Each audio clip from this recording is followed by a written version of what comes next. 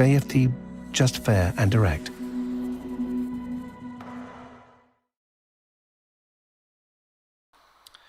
Okay, hello and good morning everyone. Welcome to JFD Traders Espresso with me, Darius Anucauskas. Today's the 24th of January 2022. So yeah, welcome everyone. Welcome to this Monday's morning live session where we're going to have a very quick look at the markets, view the charts, the usual stuff. But before we do that, as always, let's quickly have a read through our risk disclaimer. So, the content we produce does not constitute investment advice or investment recommendation, should not be considered as such, and does not in any way constitute an invitation to acquire any financial instrument or product. As always, I'll give you a few seconds to read the rest and we can continue.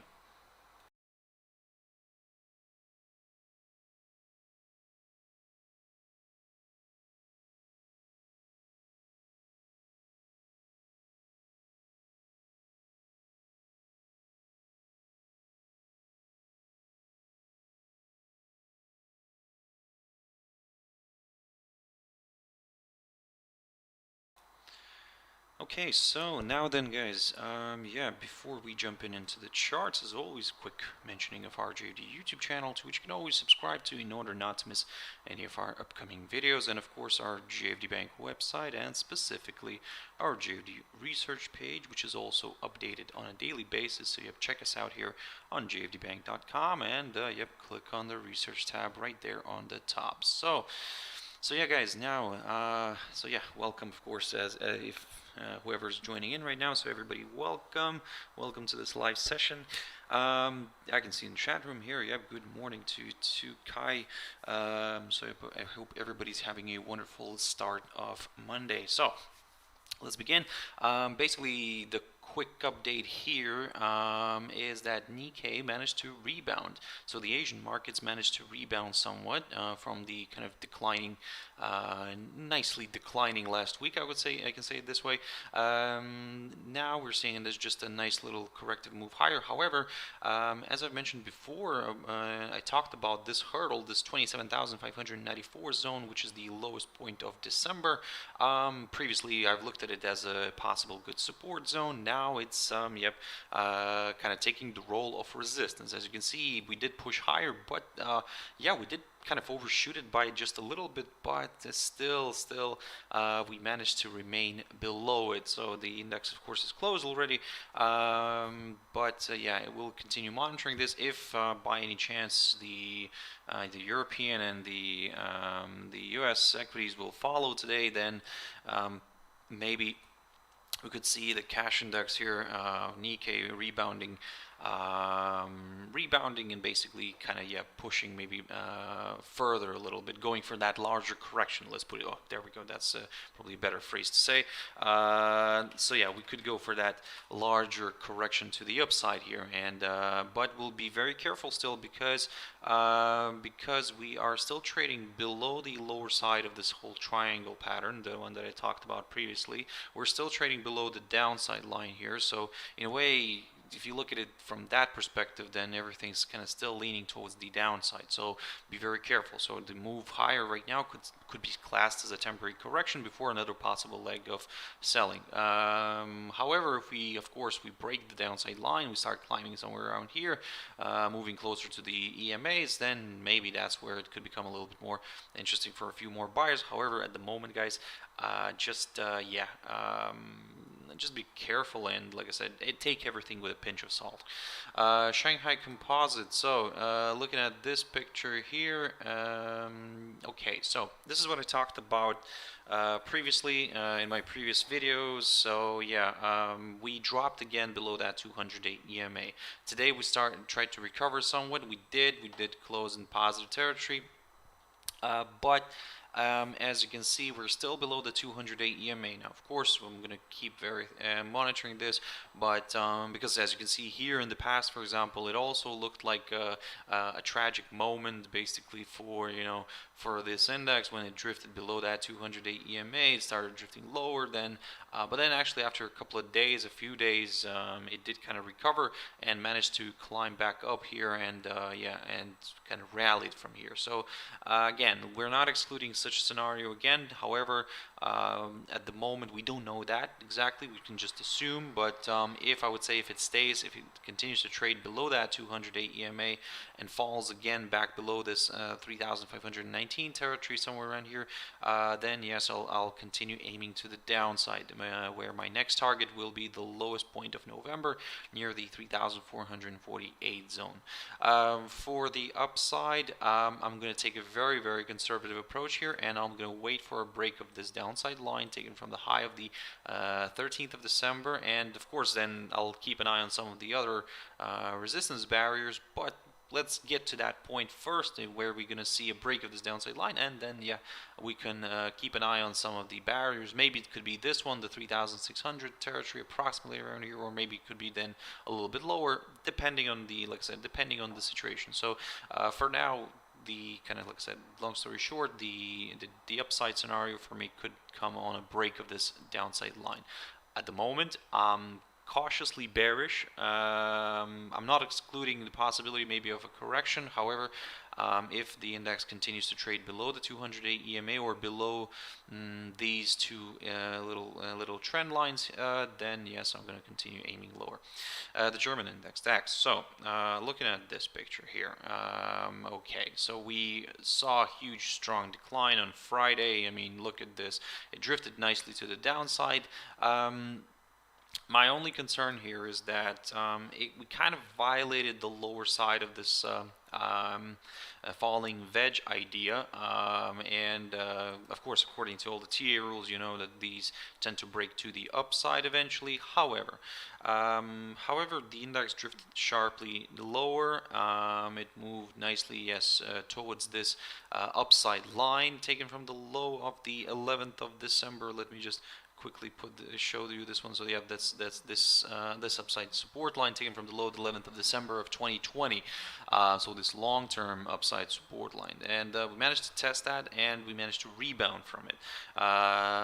We strongly rebounded and kind of pushed back closer to the lower side of the falling wedge. So although the violation here happened, I'm gonna still keep an eye on it, because maybe eventually it could work out. I mean, some of you maybe could draw maybe a falling channel here. I mean, of course, we can try to do anything that, you know, can help us out here. However, of course, as always, be careful, because I mean, we're sometimes trying to see something where it isn't. So yeah, be very careful with that.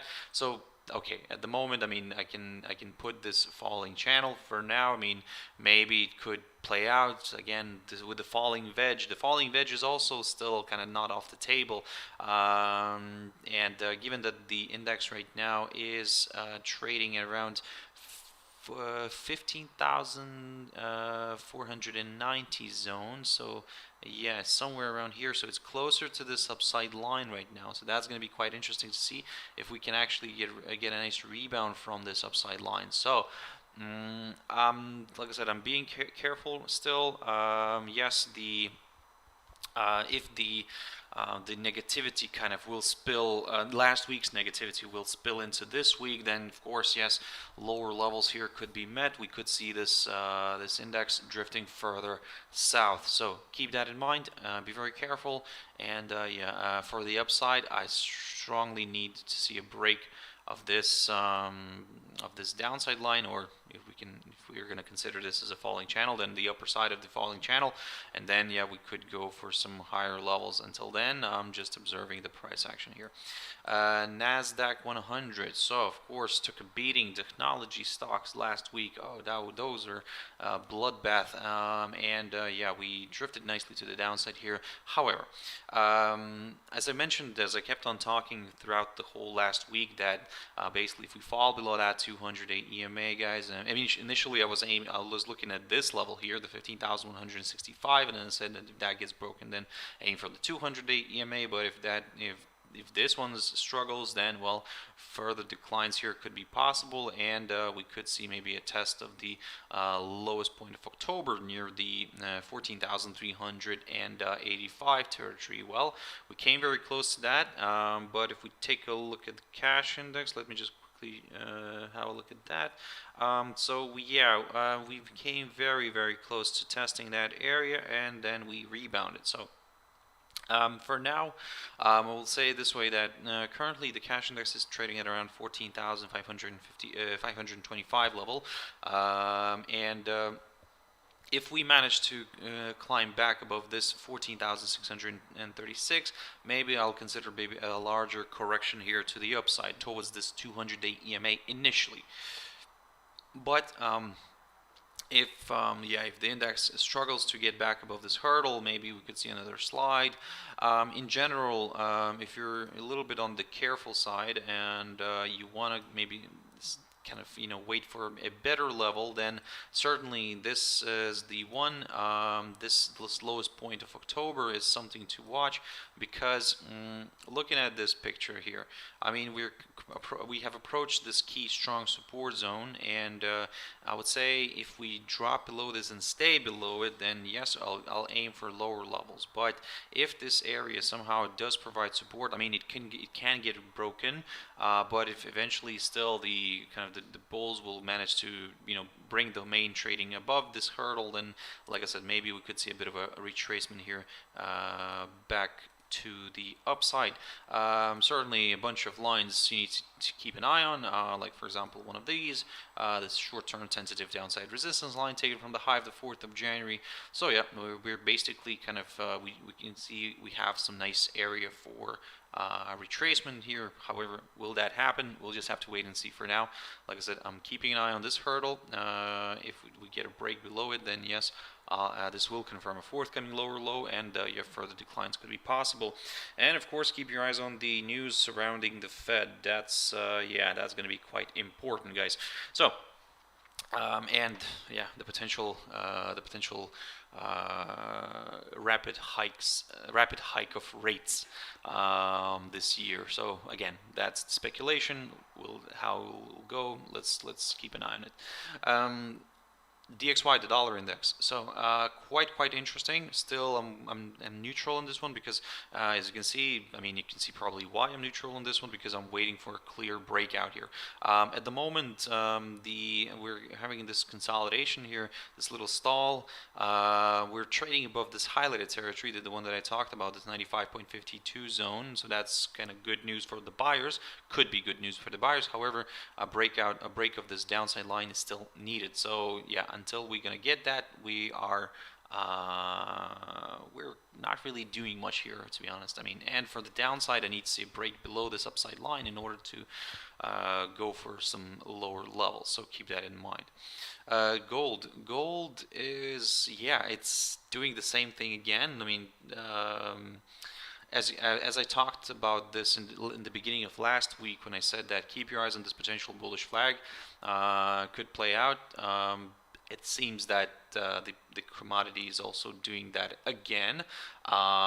Will that be the case? We'll just have to wait and see, because at the moment, yes, it looks like a bullish flag. It's trading above this steep upside, short-term upside support line taken from the low of the 10th of January. I mean, if we do pop higher, then of course this creates a nice move here. Could create a nice move towards this downside resistance line taken from the high of the 1st of June of last year.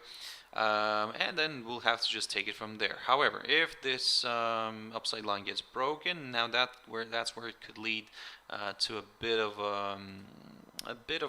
let's say, corrective move here to the downside. So keep that in mind. For now, I'm kind of sticking to this idea. Let's see if that's going to work out. But if, like I said, if it does, of course, we need to still have our stop losses in place, guys, because, well, you always need to have your stop loss in place. Jumping into WTI oil. So this one is a little bit of a mess. However, it's a mess, but it's kind of working out, because last week I talked about this one, and I said that keep your eyes on this upside line, because if that gets broken, then we could see a drift lower, but it doesn't mean that we could start drifting heavily to the downside, just because I need to see a drop below this downside resistance line taken from the high of the 25th of October. And yeah, we look you can see what happened here. We drifted lower, we tested this downside line, and then we rebounded, and now we're kind of pushing back up. So okay, so the idea here is just kind of working out so far that we need to see a break below this hurdle here in order to go for some lower levels. But at the moment, yeah, I'll be very careful. We are pushing back up here. We're pushing back above this highlighted territory. And one thing for sure, we need to get rid of this upside line. No longer needed. It's just going to be in our way in order to evaluate everything here. So we're kind of stuck in this area right here right now. So we could still see a move nicely to the upside here. But to be honest, at this point, I'm not really comfortable with anything here, and I'm just going to continue observing the price action. For me, for the upside, I need to see a push above this 87.90 territory in order to go for some higher levels. If it's going to stay somewhere around here, like I said, I'm just observing the price action. Bitcoin, very quickly on that one. Bitcoin, yeah, so everything's according to the plan. So previously I talked about this hurdle right here, the lowest point, the previous lowest point of January near the 39,673 level. We broke that yesterday, last week, and yep, this confirmed the forthcoming lower low. My next target was the low of the lowest point of August of 2021 near the 37,318 zone, and yeah, we managed to clear that as well. We managed to not only reset, but we also managed to clear that level, and we're still trading below it. So for now, I'll continue aiming lower. My next target is the 32,850, marked by the inside swing high of the 21st of July of last year. If it reaches that area, maybe it could rebound from here, maybe go for a bit of a corrective move higher. But yeah, let's wait and see what's going to happen here. For now, I'm leaning towards the downside. You can see the trend is still to the downside, so everything's kind of looking quite nice here for the sellers. Seems to be. The sellers are currently in control. If you're not really comfortable right now with jumping into this one with a sell, I mean, don't do that. Do only what you are comfortable with, guys, because maybe this, it could reverse a little bit earlier here. I mean, it could go for a corrective move higher straight away without even dropping lower first. So again, there's a lot of things to consider here, and if you're not really comfortable with this right now, just wait, basically, or there's plenty of instruments, other instruments that you can trade. So just like I said, we rather be safe than sorry. AUD USD, guys, jumping into a few pairs. So I talked about this pair last week, and when we had this nice pop here in after the Australian labor numbers came out. So yeah, we had that push, but as I said before, and I said last week, that wait for a push back and wait for that daily candle body to stay above this 0.7229 zone, because then we could, yes, get a little bit more comfortable with the upside. Well, that's the reason why I said that, because, well, I mean, you need to wait for that confirmation, and instead, otherwise you can get caught out in something like this. So basically, we had a break of this upside line taken from the low the 3rd of December. All this right now is not really painting a very positive one, and the fact that DXY is kind of starting to, I wouldn't say it's maybe a bullish flag, but it's a bit of, it's like a pause. It's a range. Currently, it's a range, little range here. The prevailing trend before entering that range was to the upside. So maybe this could lead to further move higher, because according to some TA rules, then yes. If the prevailing trend was to the upside, I mean, there is a good chance this could break out to the upside as well. However, we've seen scenarios working out in the opposite direction too, so that's why we always need to wait for that confirmation break. And this is where I'm leading towards AUD USD, that if DXY pops higher, then, well, I mean, expect this pair to drift lower. For now, I'm leaning towards the downside a little bit because we're trading below this 0.7170 territory as well, not only below this upside line. So yeah, my next target is the current lowest point of January near the 0.7130 level.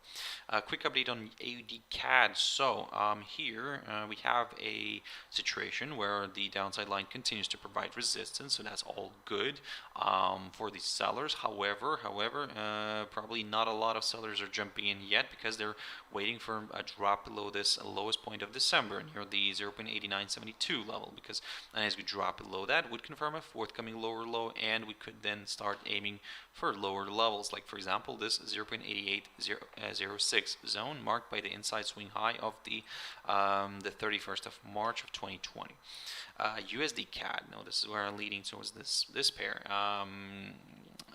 This is a little bit the opposite, kind of, well, it looks a little bit the opposite, just because again the dollar seems to be on the stronger side for now. Yes, oil did push a little bit higher here. However, you can see that it's not really working in favor of the Canadian dollar just against in this pair, because the US dollar is a little bit on the stronger side right now. So yeah, let's see if we can push a little bit further north here. In general, like I talked last week, I said to you, keep your eyes on this hurdle right here, this 1.2493 zone, because we kept on getting these false breakouts on, and eventually, yes, we got that little rebound. So was what I talked about last week, was that if this area holds, then a nice little rebound could be possible, which we are having right now. And if we push a little bit higher but struggle, let's say, to overcome this downside line, then another slide could be possible. USD JPY. So this one is quite interesting as well. The downside line here continues to provide resistance. This one's taken from the high of the 6th of January, this downside line. So in the near term, we could see this one drifting lower, but one thing to keep in mind, that we are still trading above this upside support line taken from the low of the 6th of January of 2021. So in a way, we could see a drift to the downside, but eventually, if this upside line holds, another rebound here could be possible. So keep that in mind. USD CHF. This one's quite interesting as well, because basically, oh, and by the way, sorry, USD JPY as well. I mean, the reason we could see this one declining is just because if equities don't recover, I mean, yen buying could resume again, and we could see this one drifting nicely to the downside. USD CHF, here we have a situation where the pair continues to trade in this little range. At the same time, it continues to trade below this downside line taken from the high of the 24th of November. So in a way, everything's kind of looking quite interesting. I mean, it's really tempting probably for the sellers to join in here. However, if you're looking for something a little bit more reassuring, maybe just wait for a drop below the lower side of this range. Because, yeah, I mean, just let's be a little bit on the careful side here, because at the moment, yes, it looks bearish, but we need that confirmation break first. So yeah, guys, for now, I'm going to keep an eye on this, and if we do drop below that 0.91 territory eventually, then basically we could see further declines if we drop below that 0.91 territory. So just bear with me one moment, guys. I think, yep, okay, so now then, jumping into GBP JPY right here, similar story as with USD JPY. Basically, the yen buying right now is on might continue if like I said, if equities, if the bearishness remains in the equity world, and the fact, and from the technical side, for example, when I looked at this pair last week, I told you keep your eyes on that 154.74 level, which if it gets broken, this could open the door towards further declines. And well, I mean, that's what we got right now. This is what we're having. So for now, I'm aiming for this 100-day EMA first. That's around 153.48 level, approximately around here. But of course, don't get me wrong. I mean, if this suddenly reverses sharply to the upside and climbs back above the 154.74 zone, then yep, I will kind of maybe consider an up move again. However, at the moment we're not really getting that, so we're kind of leaning a little bit more towards the downside. Euro and ZD, very quickly on that. So yep, we had a nice pop here. We stayed above this area, this whole resistance area. I talked about this last week, if you remember, and yeah, good result, good achievement here. So now we're getting a little hold up near this 1.6914. That was my next target. We just fell shy by a few points from reaching that, and well, we're kind of stalling right now here. If you want to go for some higher levels, well, wait for that push right now. That's the highest point of September, if I'm not mistaken. Let me just double check. Yep, that's correct. That's the highest point of September of last year. If we clear that level, then yes, we'll go for some for further upside. For the downside in the near term, I would need to see actually this one dropping back somewhere below this area, maybe below this 1.68 territory, approximately around here. And if we do get that, well, we could see maybe a bit of a corrective move here to the downside. And finally, EURUSD.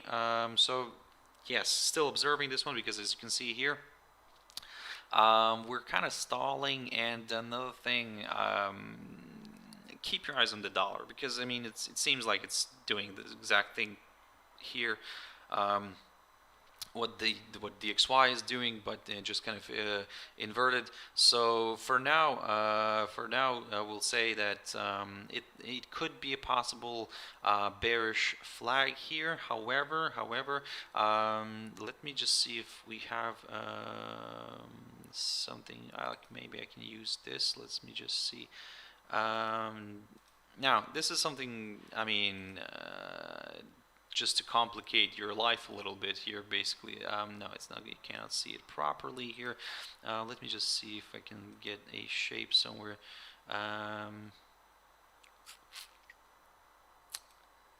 Okay, so I think basically what I'm referring to is that, I mean, some of you, I mean, if you are aware of this pattern here, then this could be that little so-called diamond formation. It doesn't happen very often, but yeah, it's roughly something like this. So in these scenarios here, we get an opposite kind of it's like more of a reversal sign. So it's like it could push basically back to the upside. So again, don't really, I mean, this is something just to complicate your life a little bit, but yeah, if you do know how to use these, then yeah, you can have a look at those. But just what I'm saying is that for now, even if you're thinking that maybe it's a bearish flag, at the moment it's not a really an ideal bearish flag, and that's why I've drawn this diamond formation as well, because it kind of looks like that. But will it be the case? Let's wait and see. For that, I would still need to see a confirmation break. So in other words, it still leads to the same thing, that I need to see a push above this 1.1383 level in order to go for the upside. For the downside, pretty straightforward. I need to see a nice good drop, and let me just recycle one of these lines, below the low of last week. At the same time, we'll get a break of this upside line, and yep, lower levels could be met. So 1.13 zone, that's what I'm keeping an eye on, and then yes, a break of that level could open the door towards some lower levels. So yeah, guys, I'll have to wrap it up here. Thank you very much for watching and listening. I really appreciate your time. So if you want to catch me tomorrow morning, as always, at Traders Espresso, that's 7 o'clock GMT time, live. And yeah, for this week, it's going to be live. Next week we'll have to wait. We'll have to see what's going to happen. But yeah, at the moment that's unfortunately the case. So thank you very much for watching and listening. I really appreciate your views, your likes, your comments, guys. I really do. So yeah, I'll see you tomorrow. Thank you very much, and bye-bye.